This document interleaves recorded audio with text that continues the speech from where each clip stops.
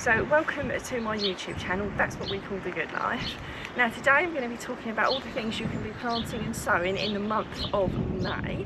If you've not already subscribed to my channel, if you can please do so, because you'll get lots of helpful hints and tips all throughout the year from my home garden, my allotment, and from time to time my home kitchen. So first of all we're going to talk about the things that you can be direct sowing into the ground at the allotment, and then we're going to head off home to talk about things that you'll be starting off undercover. Just a little bit of an update up at the allotment for people that follow me. We've actually got robin nesting in our summer house at the moment. My cameraman's trying to get a picture of the robin. It was in the tree, but it's actually nesting in a summer house and the chicks have actually hatched. We have got a little photograph, but we've got to be really careful that we don't disturb them too much, so we're not going to go in and look at them now, but we will show you a little bit of a picture towards the end so you can see what the little chicks look like, so you can just see how they're coming on. But we are really excited about that. It's really exciting that all these spring things happening at the moment. A lot of people were confused as to whether it could have been wrens or robins, because in America robins' eggs are more of a bluey colour, but in the UK they're more of a browny colour like a wren. But it's definitely a robin, because the robin flew out while I was in there getting my fall count this morning, so we will give you that update towards the end. Anyway, let's on to what we can sow now, shall we do? So we move down to what I'm actually planting at the moment. So first of all, I'll say it's really easy to get a little bit lackadaisical about what you can sow straight out into the ground this time of year. It's a really glorious day today, but the wind is actually quite cold at times, so you do have to be mindful of what things are frost tolerant. Now I'm planting the last of my potatoes. I'm actually filming this at the end of April, but if you haven't put all of your potatoes in, it's perfectly okay to put them in May, but do get them in really quickly because they need an amount of time to grow. So these are main crop Picasso. If you've not chitted them, don't worry about it. It's too late to be chitting now, and it's not the end of the world if you haven't. Chitting just brings them on a little bit quicker. As you can see, mine have chitted. But if you are really late to the party and you haven't chitted them, then just pop your potatoes straight in the ground. As you can see, I've dug a little bit of a ditch here and I've dropped them in, but you could just shovel shovel out a small hole and just drop them down in, whatever suits you best.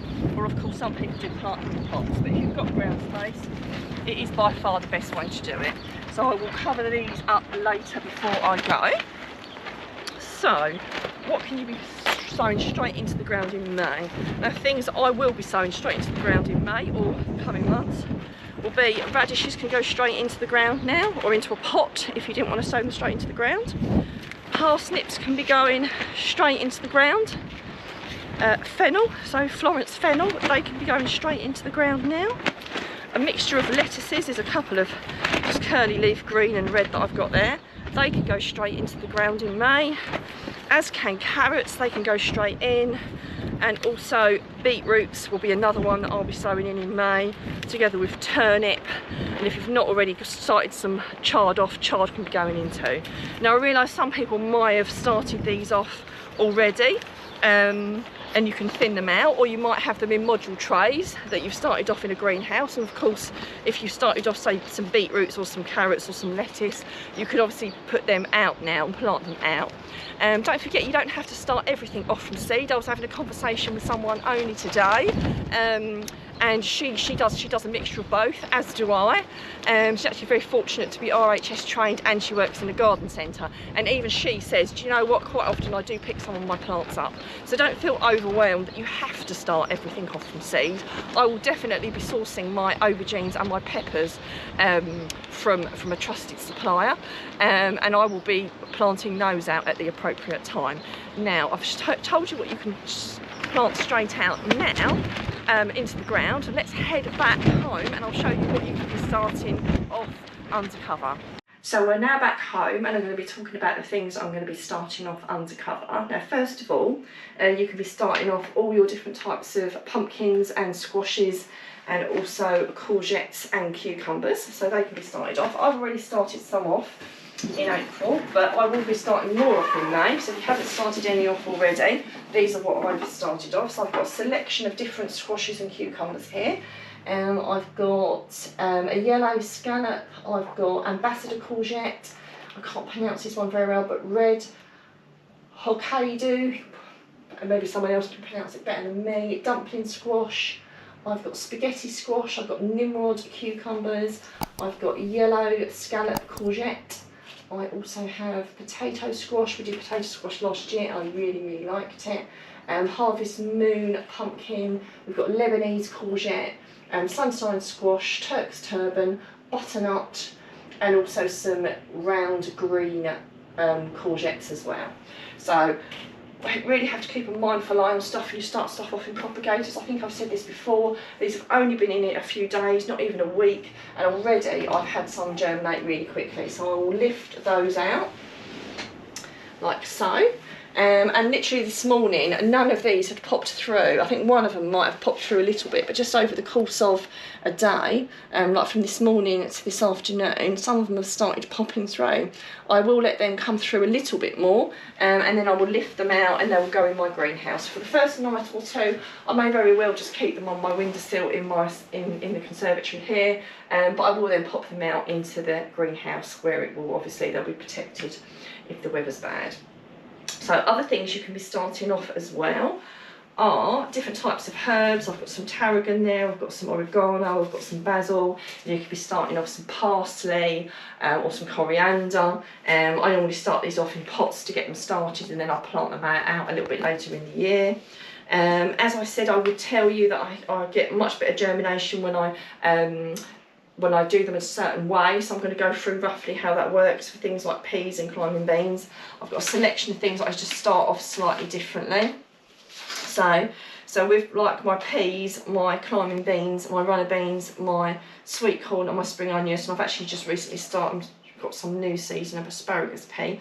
I start them off slightly differently because I find that when I just start them off in compost like that, I don't always get very good germination. I find that they rot and they don't germinate very well. So basically what I do, we'll separate those because these are slightly different, but with the asparagus peas, the mange twos, the climbing beans and the runner beans, what I do is I get a tub. It could be a tub, it could be a glass, any kind of container really. I just find these quite useful. I get the peas or the beans, as you can see there. Obviously these have sprouted already. I just pop the peas or the beans in the container. I cover them with water overnight. I strain them off and then I just cover them with a damp tissue and wait for them to germinate. These have got lids on them, but it's not essential. Sometimes I put them in containers that haven't got lids. I don't push the lid right down, I've just rested it on there very gently. So once they've germinated, I do one of two things. Now, peas are quite frost tolerant, so the peas, I will just take them out into the garden, I will do a small dibber hole and I will just pop them straight in, because they're not really frost hardy, but they can tolerate a little bit of frost, and if I thought it was going to be very frosty, I could put a little bit of fleece on them. So in the next few days I will just be popping them straight out into the garden. With things like the climbing beans, the asparagus peas and the runner beans, once they've sprouted, then I will put them into module trays with compost and I will bring them on a little bit further in my greenhouse until I'm confident that it's frost free enough for me to be able to plant them outside. If I started them off using this method and there was no chance of frost because it was in, you know, like the end of May or the beginning of June, then I would soak them, I'd let them sprout, and then I would pop them straight in the ground the same as I would with the peas. But with the runner beans, the climbing beans and the asparagus peas, they're far too delicate for that. So with this sweet corn and the spring onions, again, two things that can be a little bit temperamental to germinate. I don't soak them overnight, but I do put them between quite damp tissue to get them started and wait for them to germinate. And then I will, with my sweet corn, I'll pop them into module trays. Same thing with the runner beans. At the moment it would be too much a risk of the frost harming the sweet corn. But if it was later when I germinated them, I'd pop them straight in the ground. And the spring onions, again, I would put them between some wet tissue. And once they germinated, I would either just pop them straight into the soil or into like a little pot or something. I've got a Subpod in the garden and I'm probably going to pop them into there, and they should be fine just to go straight into the ground. Now, I do hope that you've enjoyed looking at all the things that I'm starting off at the moment. It's going to inspire you to start some seeds off or to get some plants from a garden centre and to start growing some things on. As we promised, we will put a little video of our lovely robins that have recently hatched in our summer house up at the allotment, so you can take a look at that. If you've got any questions or queries, then as ever, please do put them in the comments and we will of course answer them.